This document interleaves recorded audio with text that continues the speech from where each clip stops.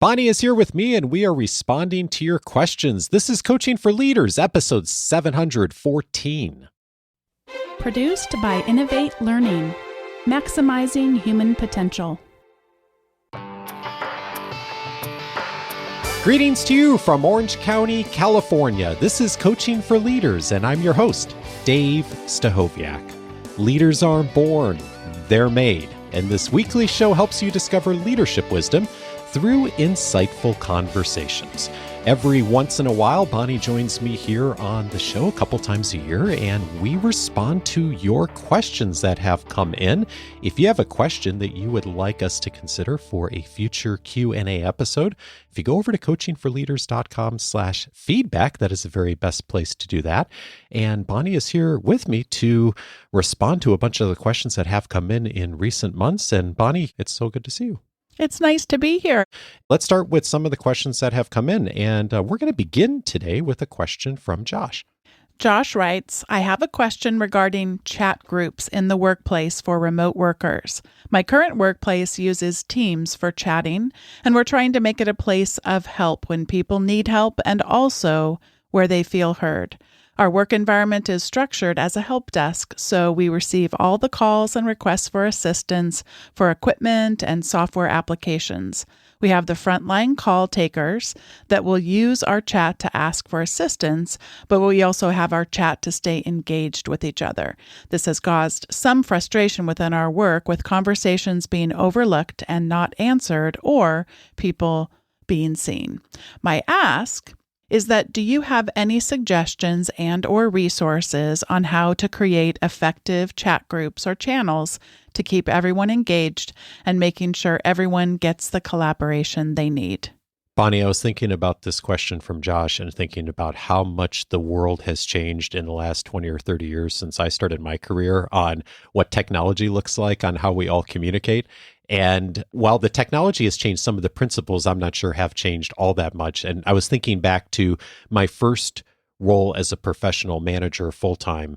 We had in our office a 3-ring binder. Remember those? And the way it would work is at the beginning of every shift, everyone, there were full-time people and there were part-time people, everyone was supposed to open up that 3-ring binder and read through all of the notes that were in there from the prior shifts. And what went in there were significant interactions with customers or announcements for the entire team. And there was the expectation, you read it at the beginning of every shift, and anything significant that happened went in there. And it sounds like an antiquated system as I say it out loud today, of like thinking if I could still picture where that binder was on the shelf and it opened up and sometimes the pages would fall. You remember those little holes you used to put on, hole protectors on sheets to like keep them from falling out of binders? And it was constantly an issue with papers falling out because there were many, many people using it. But it worked amazingly well. And I think the reason that it worked is there were two things that were true of that binder system that we had from all those years ago. One is it was very clear on the expectation. The expectation was that at the beginning of everyone's shift, in our case, that you went through and you read it and everyone had to initial that they had read it, and that was part of the system. The other thing that was true of that is it was very clear what it was for. Anytime something significant happened with a customer, the expectation was that that went into the log, and so that everyone had visibility for that. And this comes back to your question, Josh, which is obviously the technology has changed pretty substantially. But I think that those two principles are still very much true, is deciding what the medium is that you're using and what that medium is for. So in the case of using Teams and channels and groups and all those things you're setting up, you mentioned a couple of different use cases for this, right? So people getting support, having collaboration, being connected. So I think, like, if you haven't already as an organization or as a team, of having some big picture conversation about what are those different channels for, how do we use them, and which channels are used for what. And if it's Teams and there is one chat that's set up, what do we put in that chat? And what do we not? What are the things that we do live? Or if there are multiple channels or multiple software applications that are used, what do we use for this particular kind of thing? Do we have customer situations go in one place? Do we have team conversation, internal stuff go in another place? And the teams that I have seen this do this really well are teams that have decided in advance, what medium do we use for what kind of thing? What's the things we talk about live? What are the things that go in which channel on Teams or whatever, Slack or whatever system you're using? And what are the different applications we're using for different kinds of things? And then it's also having some expectation as to how often people engage. Are they checking in once a day? Are they checking in once an hour? Like, what is the expectation as a team as far as how folks use those? And then I think the other piece of this is having someone that is owning or leading that conversation. So someone who, if it is a team chat, who is owning that conversation, who's checking in, who's maybe asking questions.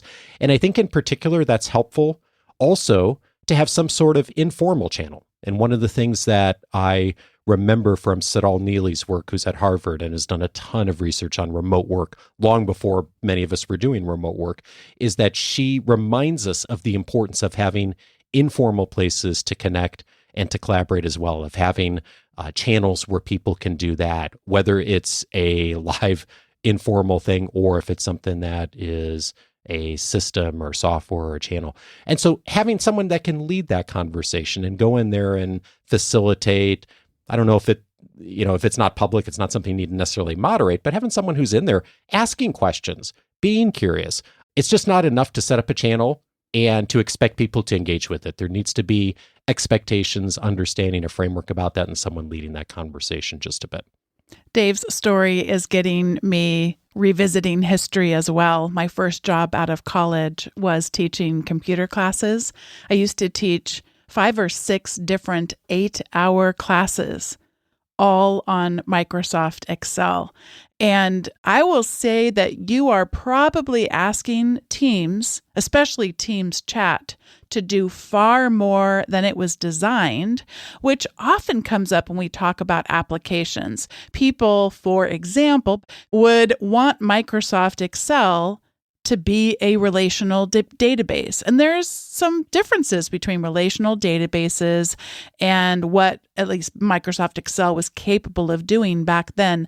And I would argue that trying to get Microsoft Teams and specifically Microsoft Chat to make your collaborative work visible in such a way as to identify when or if loops have been closed, has this particular thing been processed, and Dave's example of going back and reading the notes from the earlier shifts today, that would probably be a really inefficient and ineffective way because of the more volume that someone may need to process.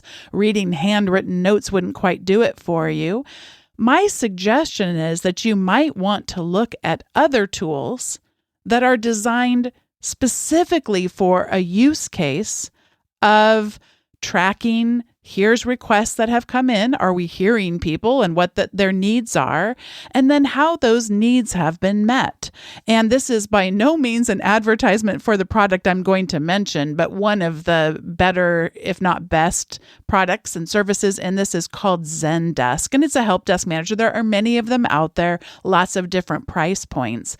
But what a product like a Zendesk, a ticketing system, lets you do in this day and age, which is really remarkable, is not just have people be able to email in their requests, and many times they integrate with systems like Microsoft Teams, but it will allow for an answer to be made and for other people to see what that answer was. And many of these services have a self-service component where other people who had a similar problem might go there first and begin to check out what other people have experienced, maybe difficulties. So my suggestion would be that you look at a ticketing system and one that will allow you to be able to see whose questions have been asked and answered, and also consider the value of having, and by the way, a lot of this is happening through artificial intelligence where it can even answer people's questions, drawing from past answers that have been provided by humans. It's pretty remarkable what they're capable to do. The big objective here is to make the work visible. When we're working in this kind of collaboration, I need to be able to see, did somebody else already take care of this, or is this person still waiting on an answer?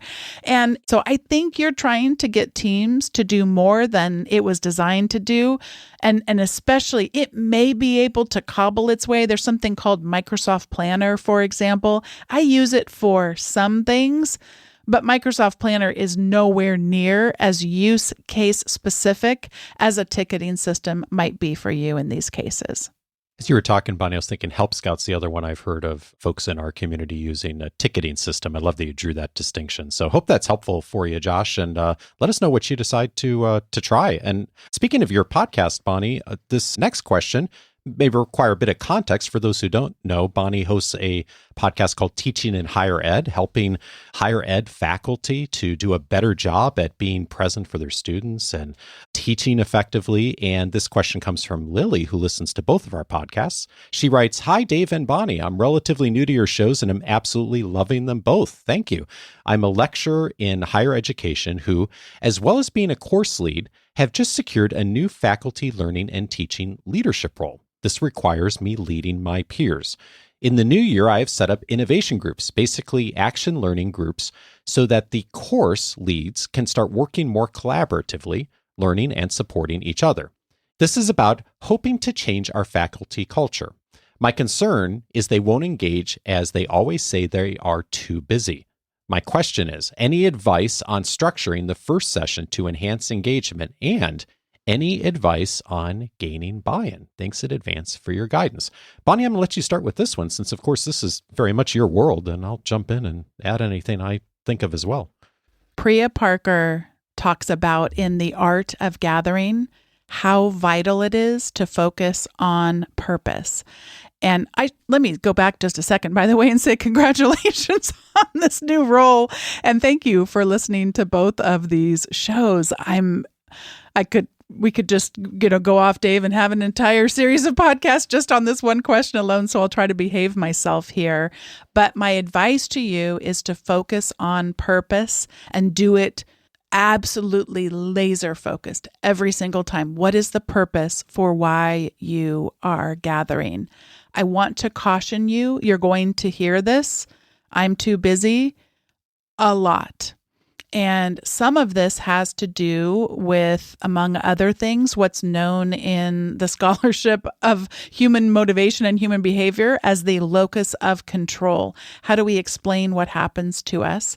And you will find oftentimes in institutions of higher education, there might be more people who tend to have an external locus of control. What happens to me is beyond my control, which, by the way, there's some of this in all of us, but these external factors, I'm too busy, that's going to be a refrain that you can expect to hear a lot, I think, no matter where you go to work in higher education. That doesn't mean it's a bad thing, because there are sometimes times when oftentimes we have no control over what happens to us. I just happen to be someone who has very much of an internal locus of control, which has its own set of advantages and disadvantages of viewing what happens to me with that paradigm. And so you're going to hear a lot of too busy, too busy, too busy, which is why I would advocate even more we have to focus on why are we gathering, and even is a gathering of the type that I was envisioning the right way to approach that.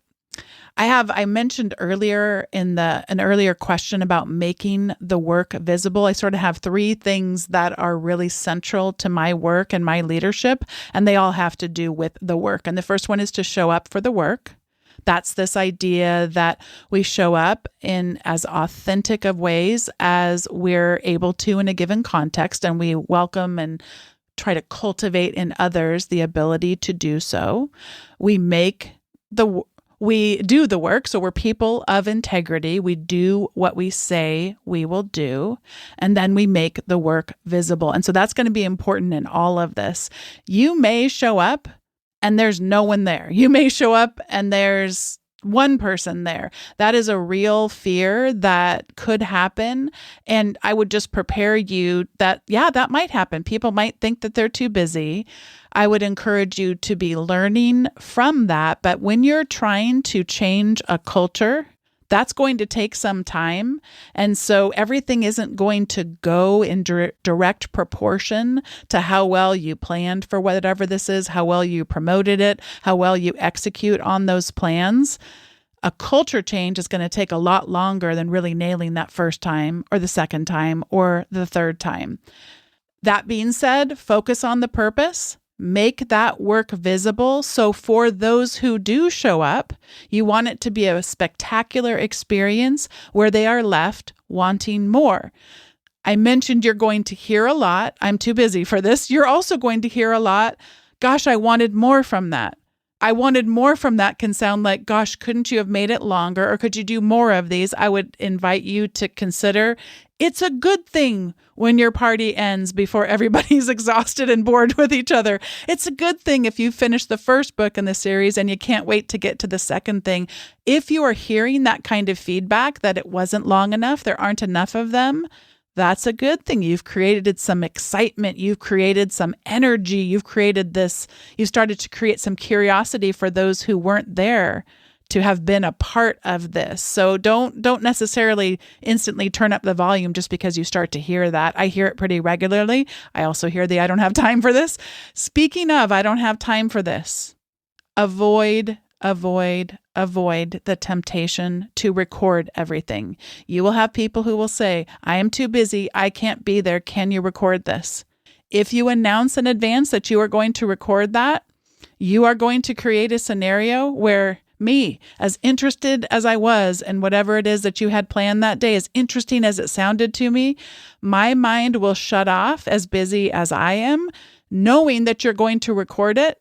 I'm a lot less likely to be there. If a recording is absolutely essential, consider not even having a scheduled meeting.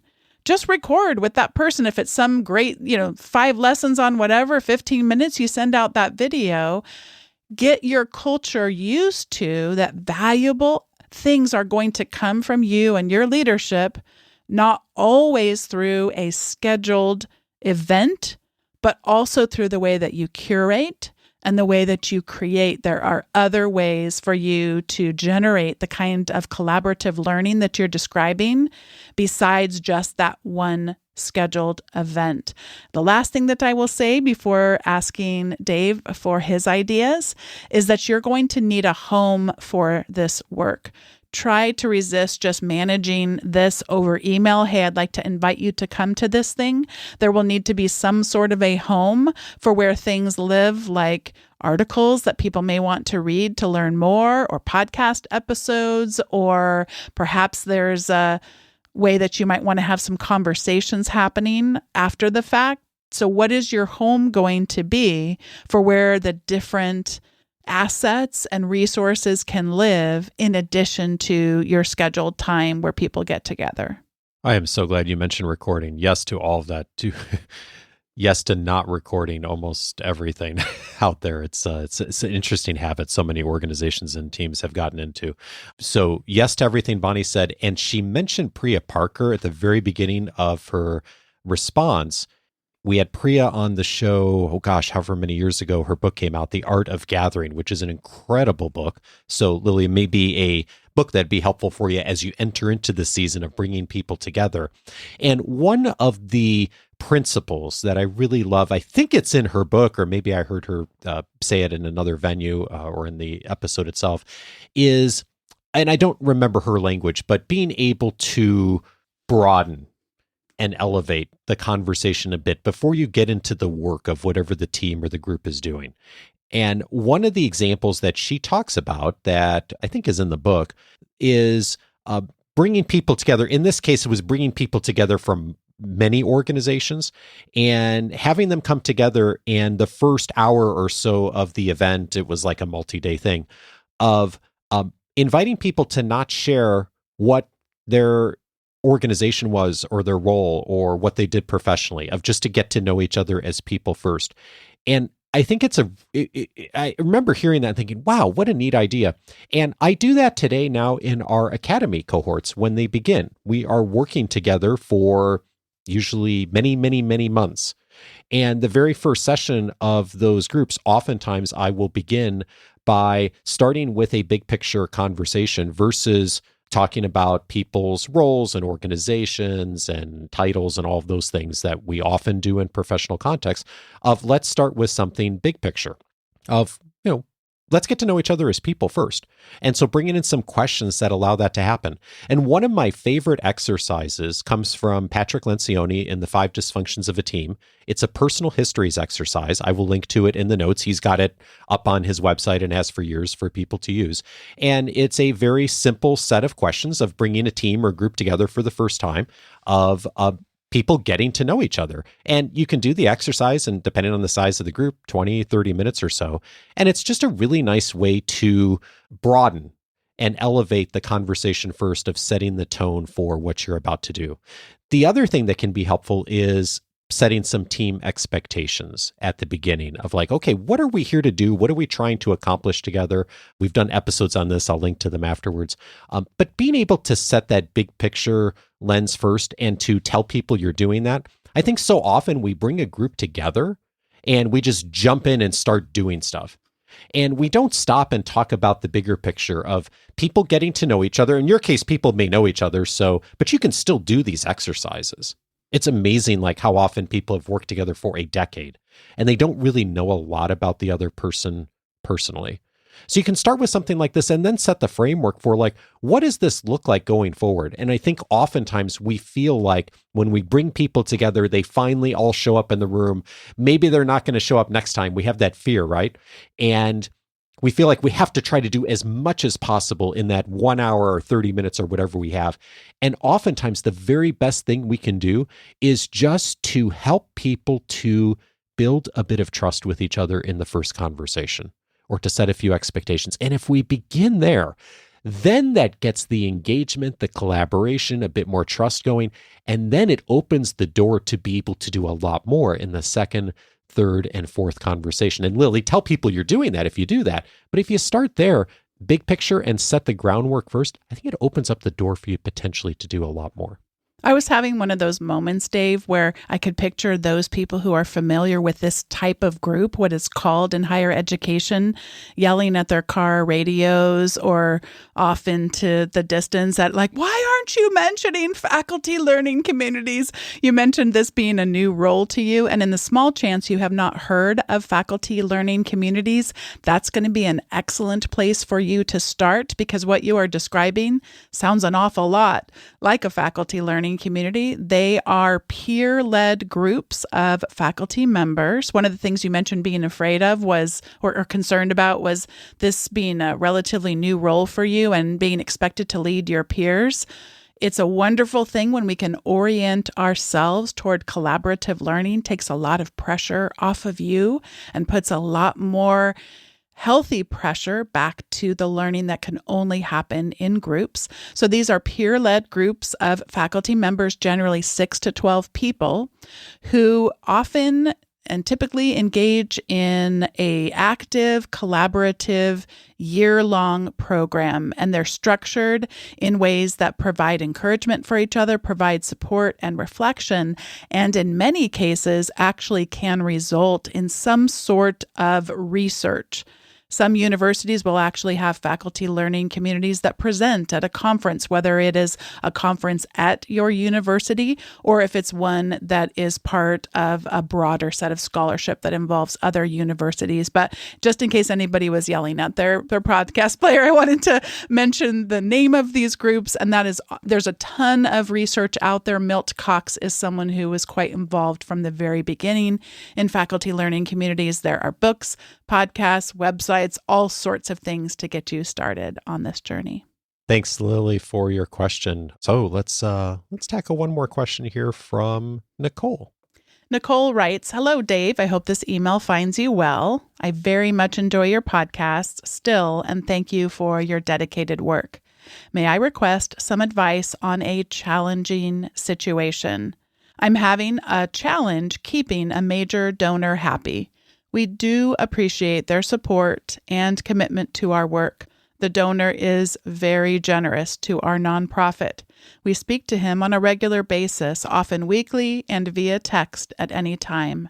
However, I feel like what he requires from my team and I is a relationship that is more personal than professional. While he is a major donor, we have several other major benefactors, and I could not imagine what the job would look like if we had to cater to each of them, as we are required to do for this particular donor. How do I communicate the need for boundaries without losing my job or his funding? My boss has communicated that it is important to keep him happy. Nicole, thank you for the question. I think this is something that whether it is a nonprofit, a for-profit, a government agency, all of us have run into situations where we have a stakeholder or a customer or donor who takes up a lot more time than all the other stakeholders, customers, donors, insert, stakeholder name here, right?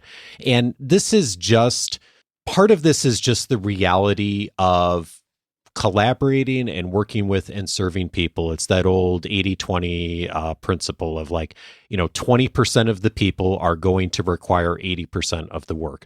And so you mentioned wow, this would be really undoable if everyone required this level of support. And the reality is thankfully that doesn't happen most of the time, right? There's always those one or two that do require more hand-holding, more support for whatever reason that's just emerged because of who they are, because of what people did in the past, expectations when the relationship started, how they show up as human beings, whatever, right? And so that's just what's emerged. So I say that out loud. I think you know that, and most of us sort of know that if we just kind of look past the situation and step away from it and look at it objectively. But I think it's just helpful to remember that that's just a reality everywhere. I've run into that throughout my career as well, too.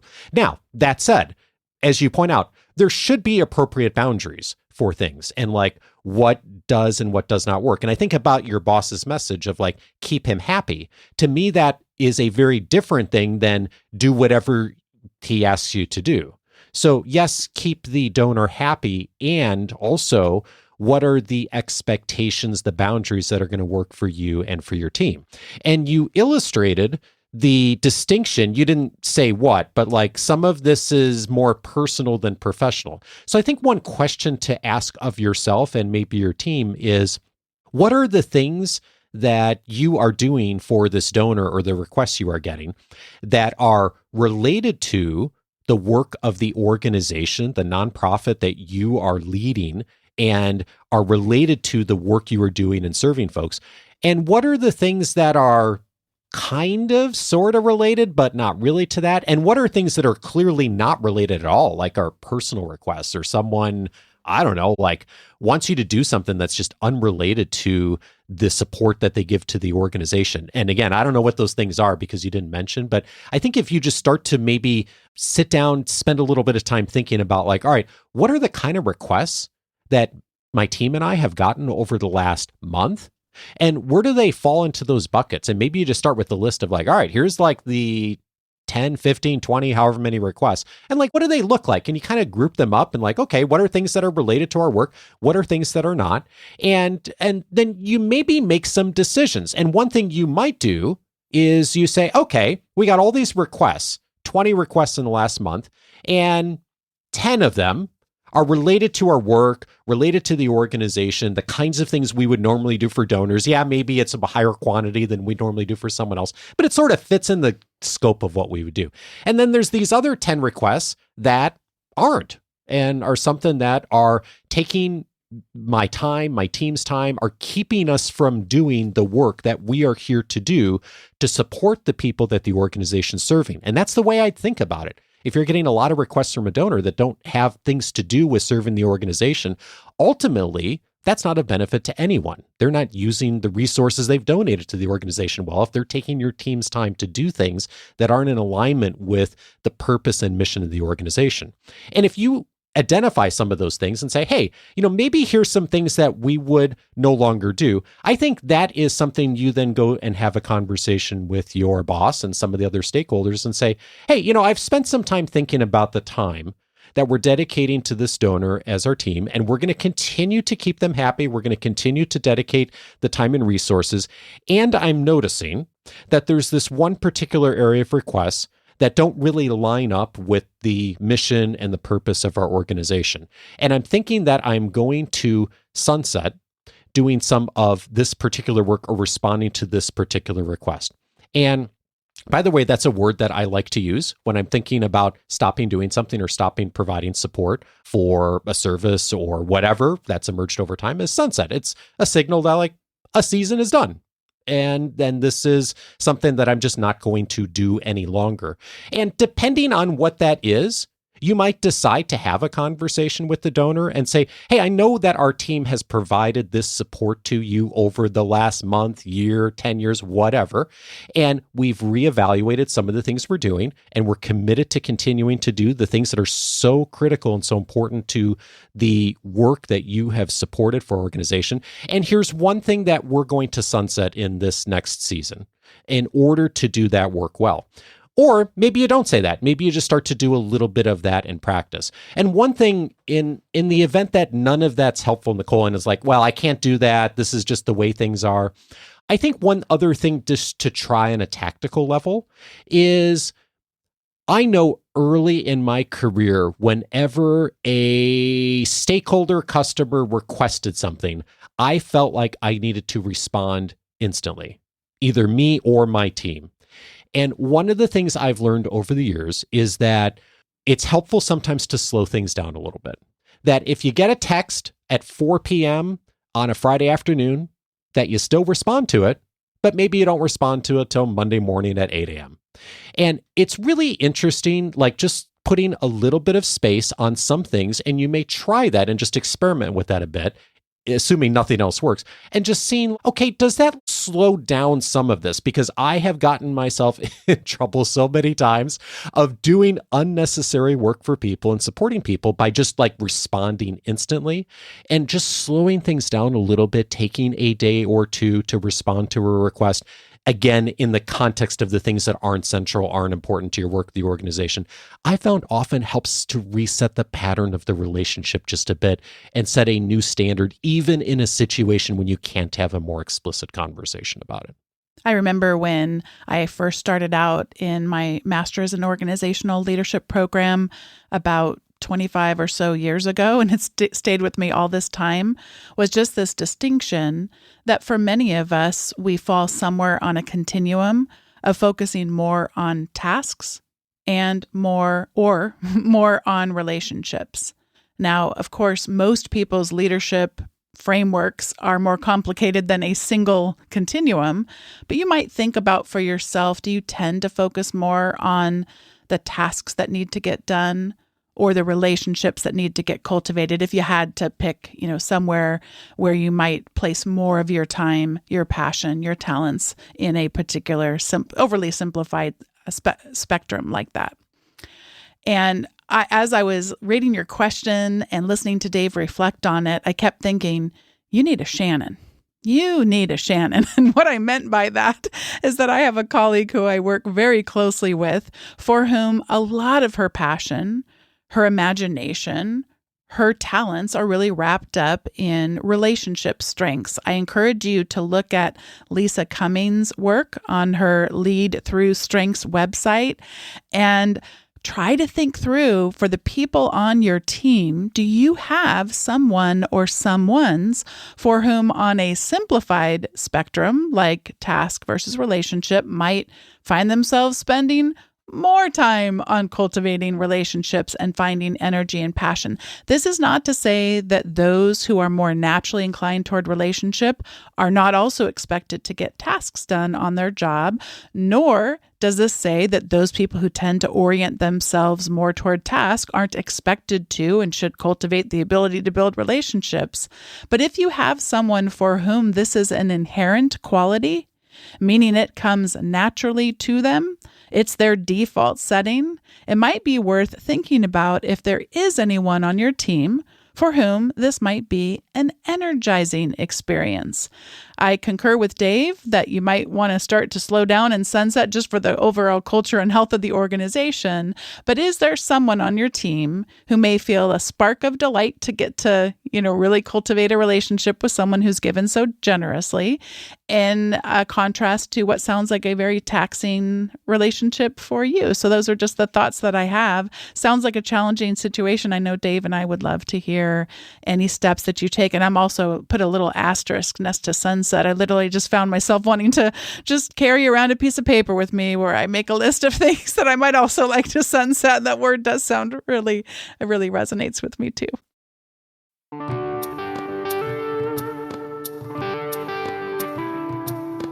If this conversation was helpful to you, 3 related episodes I'd recommend. One of them is episode 395, How to Create Meaningful Gatherings. We mentioned the work of Priya Parker. Priya was on that episode. We talked about her book, The Art of Gathering, a wonderful masterpiece on bringing people together and how to do it. Not only the big picture, the why and the purpose, but also the tactical, how to actually put events together, both personal and professional. Episode 395 for more on that.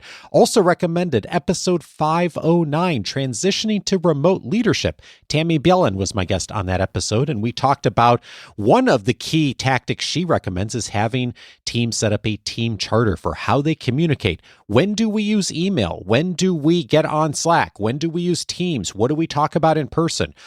It's the kind of thing that many teams never really say out loud. When norms have established in a lot of places, they've just established over time, rather than the team leader sitting down and having a conversation about what are the mediums we use and when, and how do we utilize those in order to benefit communication in the best possible way. Episode 509 for more on that. And then finally, I'd recommend the work of Lisa Cummings. We mentioned her. Episode 692 is the time she's most recently been on. We were talking about transcending leadership struggles through your strengths. Lisa, one of the top practitioners on utilizing the Clifton Strengths or Strengths Finder assessment. Many of us have taken that assessment over the years, but few organizations really leverage it daily, and thinking about how to use strengths well so that you're not just trying to get better at the things you're not naturally good at, but you think about how do you work to leverage your own strengths? And just as importantly, if not more so, how do you leverage the strengths of the other people on your team to play to their strengths, as Bonni mentioned today? Episode 692 for that. All of those episodes you can find on the coachingforleaders.com website. And I have 2 invitations for you today if you've not done either before. The first one is to set up your free membership at coachingforleaders.com. That's going to give you access to tons of the free resources inside of the membership, including the ability to search for every past episode we've aired since 2011 by topic, and also my free library, access to all of my interview and book notes, the free audio courses, and a bunch more benefits inside of the free membership. All of it is there. If you haven't done that before, go over to coachingforleaders.com, set up your free membership, and you'll have access to all of that. The second invitation is if you already have your free membership, I would invite you to discover Coaching for Leaders Plus. It is an opportunity for you to go further. And one of the things that I am remembering all the time when we have conversations like this and thinking about all of the past episodes we've had over the years, and so many of these ideas that we keep coming back to, so much about leadership and connecting with people well and having purpose and vision in organizations, are timeless principles that if we would take the time to just take a first step or a second step or a third step, we could do so much for our teams and for our organizations. And every single week, I am coming back to one of those key ideas, those key principles to help us all to move forward in my own personal journal. Every single week, I am writing an entry. I'm delivering it to your inbox so that you can take the next step to move forward in your leadership. It is one of the benefits of Coaching for Leaders Plus. If you'd like to find out more about what's involved with Plus, go over to coachingforleaders.plus. All of the details are there. Thank you all for your continued support and those of you who are part of our Coaching for Leaders Plus membership. Coaching for Leaders is edited by Andrew Kroger. Production support is provided by Sierra Priest. Next Monday, I'm glad to welcome Sunita Saad to the show. She's going to be joining us to discuss how to stand up for yourself, a critical skill for all of us. Join me for that conversation with Sunita. Have a great week and see you back Monday.